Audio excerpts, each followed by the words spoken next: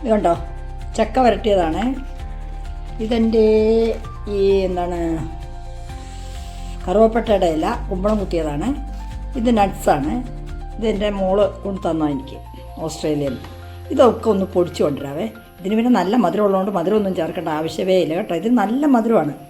ഇതെൻ്റെ മമ്മി തന്നാണ് കേട്ടോ, അനിയത്തി ഉണ്ടാക്കി വെച്ചിട്ട് പോയതാണ്. ഓക്കെ, ഇതൊന്ന് പൊടിച്ചുകൊണ്ട് വരാം. ഇത്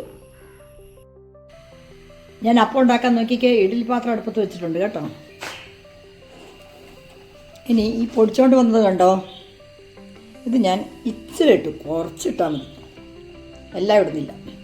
ഇത് ഞാൻ വേറൊരു പട്ടയപ്പം പോലെ ഒന്നുണ്ടാക്കുന്നുണ്ട്, അതിലോട്ടിടാം. ഇത് ഇത്ര മതി, ആരോഗ്യത്തിന് നല്ലതല്ലേ. നല്ലതുപോലെ അങ്ങോട്ട് ഇളക്കി യോജിപ്പിക്കുക.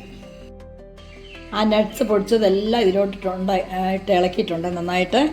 ഇനി ഇത് നമുക്ക് ഈ ഇലയിലോട്ട് വാരി നിറച്ചങ്ങോട്ട് ഇഡ്ഡലിച്ചെമ്പിലോട്ട് വെച്ചങ്ങ് വേവിക്കാം. ഓക്കെ, ആട്ടെ ഇച്ചിരി ഉള്ളെന്ന് പറഞ്ഞിട്ട് കാര്യമില്ല, ഇല ചെറുതായിരുന്നു. പിന്നെ ഞാനിത് പറിക്കാൻ പോയപ്പോൾ ഭയങ്കര മഴയായിരുന്നടാ, അതുകൊണ്ടായിരുന്നു അത് കേട്ടോ. ചെറുത് വലിയ ഇല ഉണ്ട്, ഇച്ചിരി മുകളിലാണ്.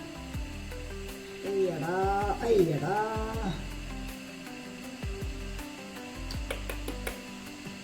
ഇത് അടയ്ക്കുന്നൊന്നുമില്ല കേട്ടോ, ഇലയെ മടക്കാനൊന്നുമില്ല. ഓക്കെ, ഇതെല്ലാം വാരി നിറച്ച് വെച്ച് കാണിച്ചു തരാവേ. ഉണ്ടോ, ഇതങ്ങ് അടച്ച് വെച്ച് അങ്ങ് വേവിക്കാം. പെട്ടെന്നാവും കേട്ടോ, ചക്ക വരട്ടിയൊക്കെയല്ലേ, പെട്ടെന്നാവുമേ. ഇനി വെന്ത് വരുമ്പോൾ കാണിക്കാം. ഇച്ചിരി ബാക്കി വന്നു, ഇതുകൊണ്ട് ഞാനൊരു പായസം ഉണ്ടാക്കും. ഇതൊക്കെ എൻ്റെ സ്വന്തം കണ്ടുപിടുത്തമാണ് കേട്ടോ, അത് നിങ്ങൾ ആലോചിക്കണം. ഇതെല്ലാം എൻ്റെ സ്വന്തം കണ്ടുപിടുത്തമാണ്. ഓക്കെ, ഇത് വെച്ച് ഞാനൊരു പായസം ഉണ്ടാക്കുന്നതായിരിക്കും. ഉണ്ടാക്കുമ്പോൾ കാണിച്ചു തരാം. ഇത് ഞാൻ എടുത്തു വെക്കട്ടെ, ഇന്ന് പായസം ഉണ്ടാക്കുന്നില്ല. ഇതെല്ലാം കൂടെ എങ്ങനെ തിന്നും കൂട്ടരേ. അതുകൊണ്ട് പായസം നാളേക്ക് മാറ്റി വെച്ചിരിക്കുന്നു. ഇന്ന് കുമ്പളപ്പം, അതായത് എൻ്റെ ദയ്യല, സോറി,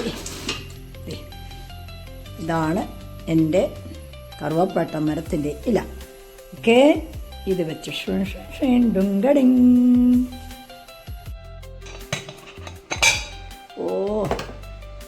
ഇതാണ് ഇത്ര പാടാണ്. ഇതിൻ്റെ ഈ മൂൾവശം പൊട്ടിപ്പോയതുകൊണ്ട് അയ്യോ കിടക്കുന്നു. സൂപ്പർ.